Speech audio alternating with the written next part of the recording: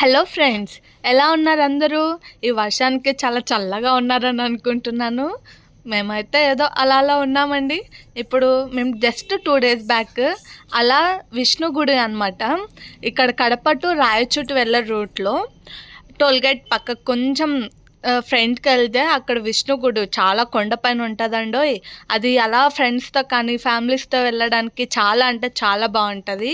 ఇక్కడ చూసేస్తున్నారు కదా ఫ్రెండ్స్ కొన్ని క్లిప్పింగ్స్. అది అంటే చాలా పురాతనమైన గుడి అనమాట.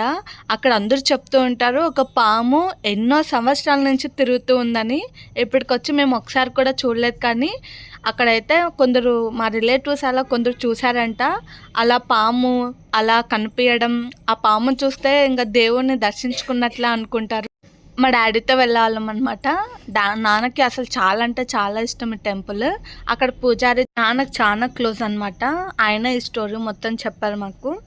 ఎన్నో సంవత్సరాల నుంచి ఇలా ఒక పాము తిరుగుతుంది అలా అని. అక్కడ ఒక విగ్రహం ఉంటుందని దాన్ని షూట్ చేయలేదు మేము, అంటే అలో చేయలేదు మాకు. ఒకసారి టెంపుల్ మొత్తం చూసేయండి ఫ్రెండ్స్. ఎంజాయ్. బాయ్.